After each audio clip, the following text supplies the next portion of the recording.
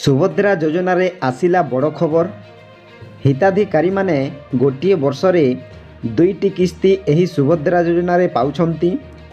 ଗୋଟିଏ କିସ୍ତି ମହିଳା ଦିବସ ବା ମାର୍ଚ୍ଚ 8 ତାରିଖରେ ପାଇଥିଲେ ଏବଂ ଆଉ ଗୋଟିଏ କିସ୍ତି ଆମ ଓଡ଼ିଶାର ପର୍ବ ଯେଉଁଟାକି ରକ୍ଷାବନ୍ଧନରେ ସମସ୍ତଙ୍କୁ 5,5 ହଜାର ଟଙ୍କା ମିଳିଥାଏ। ତ ଗୋଟିଏ ବର୍ଷରେ ହିତାଧିକାରୀମାନଙ୍କୁ 10,000 ଟଙ୍କା ମିଳିଥାଏ। ଯଦି ଏହି ସୁଭଦ୍ରା ଯୋଜନାରେ ଏପର୍ଯ୍ୟନ୍ତ ଆବେଦନ କରିଛନ୍ତି ଟଙ୍କା ପାଇନାହାନ୍ତି, ତାହେଲେ ଆପଣମାନେ ଦୟାକରି କମେଣ୍ଟ ସାହାଯ୍ୟରେ ମତାମତ ଦିଅନ୍ତୁ।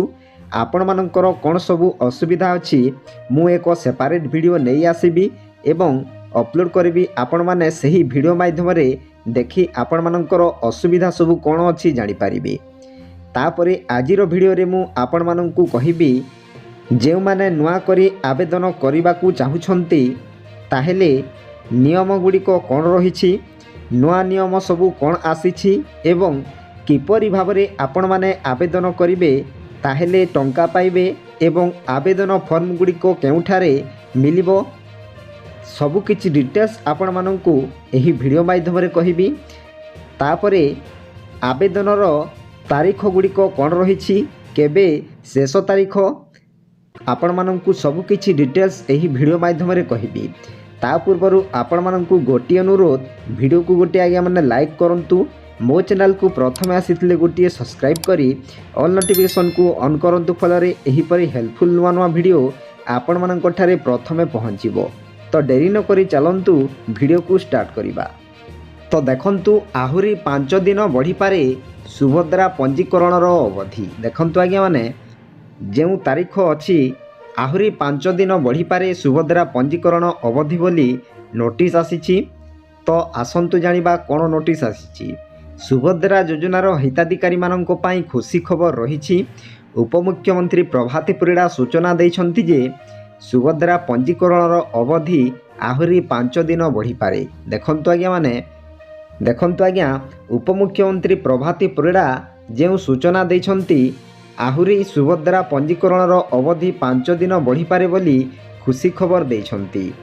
ତାପରେ ପୂର୍ବରୁ ଏପ୍ରିଲ 1, 2026 ସୁଦ୍ଧା 21ରୁ 60 ବର୍ଷୀୟ ମହିଳା ଓ ଯୁବତୀମାନେ ଆବେଦନ କରିପାରିବେ ବୋଲି ଘୋଷଣା କରାଯାଇଥିଲା। ଦେଖନ୍ତୁ ଆଜ୍ଞାମାନେ, ପୂର୍ବରୁ ଏପ୍ରିଲ 1, ତାପରେ 2026 21 ବର୍ଷରୁ 60 ବର୍ଷୀୟ ଯୁବତୀମାନେ ଆବେଦନ କରିପାରିବେ ବୋଲି ପୂର୍ବରୁ ଘୋଷଣା କରାଯାଇଥିଲା।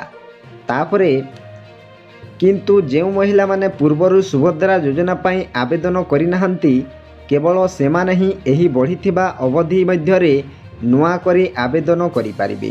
ବୁଝିପାରିଲେ? ଆପଣମାନେ ଯେଉଁ ମହିଳାମାନେ ପୂର୍ବରୁ ସୁଭଦ୍ରା ଯୋଜନା ପାଇଁ ଆବେଦନ କରିନାହାନ୍ତି, ତ ଦେଖନ୍ତୁ ଆଜ୍ଞାମାନେ, ଆପଣମାନେ ଯଦି ସୁଭଦ୍ରା ଯୋଜନାରେ ଆବେଦନ କରିନାହାନ୍ତି ତାହେଲେ ଆଜି ସୁଦ୍ଧା ଆପଣମାନେ ଆବେଦନ କରନ୍ତୁ।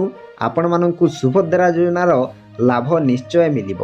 ଯଦି ଆପଣମାନେ ଯୋଗ୍ୟ ହିତାଧିକାରୀ ହୋଇଥିବେ ଏବଂ ଆପଣମାନଙ୍କର ଡକୁମେଣ୍ଟ ସବୁ ଠିକ୍ ଥିବ, ତାହେଲେ 100% ଗ୍ୟାରେଣ୍ଟିର ସହିତ କହୁଛି ଆପଣମାନଙ୍କୁ ନିଶ୍ଚୟ ସୁଭଦ୍ରା ଟଙ୍କା ମିଳିବ।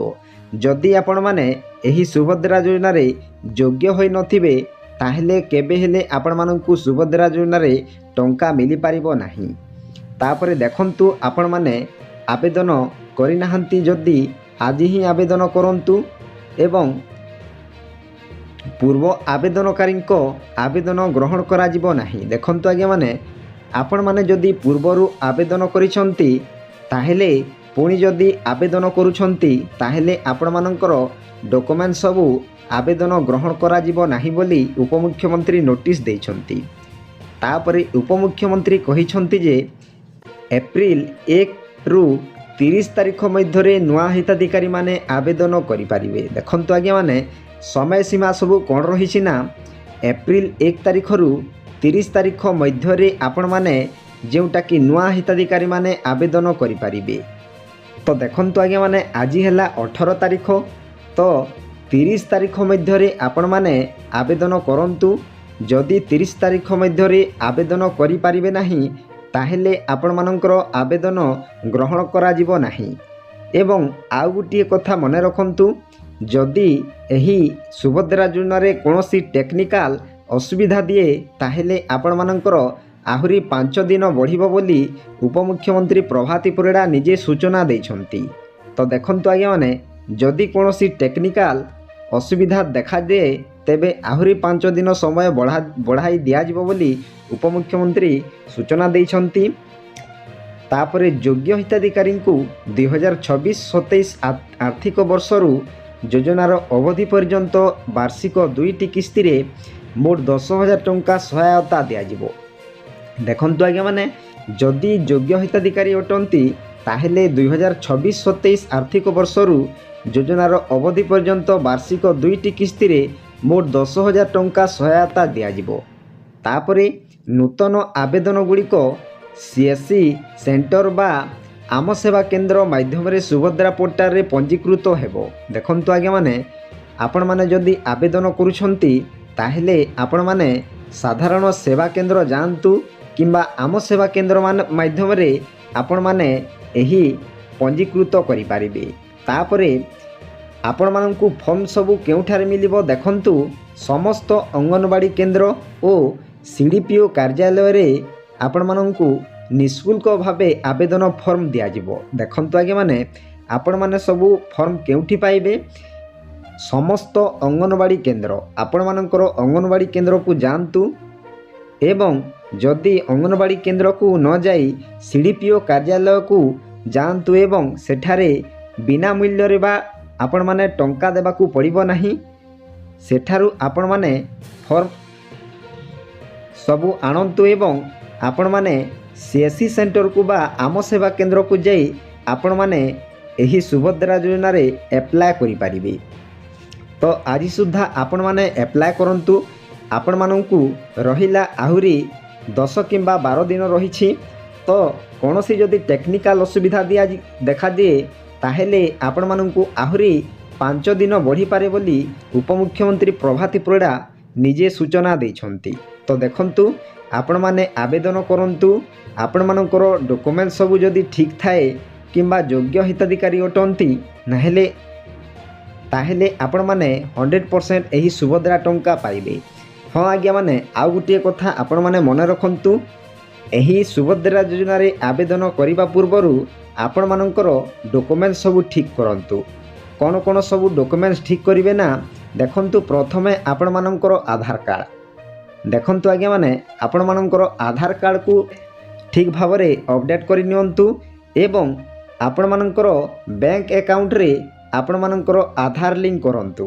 देखंतु आज्ञा माने आपण मानकर जदि आधार लिंक नाही ताहेले कोनोसी टंका किंबा कोनोसी सरकारी योजना गुड़िकर टंका आपण माने पाई परिबे नाही बा आपण माने जेउटा कि बैंक अकाउंट रे आपण माने डीबीटी लिंक करंतु।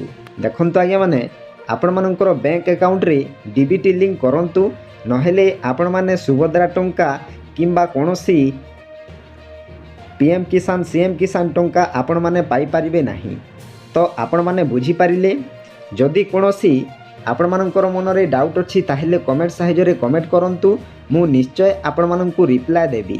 तो वीडियोटी जदि भल लागि थाए वीडियो को गोटे लाइक करंतु। मो चैनल को प्रथमे आसीथिले गोटे सब्सक्राइब करी ऑल नोटिफिकेशन को ऑन करंतु फलरे एही परी हेल्पफुल नवा वीडियो आपण माननक ठारे प्रथमे पहुंचीबो। तो वीडियो को एठी एंड करूछी। जय जगन्नाथ।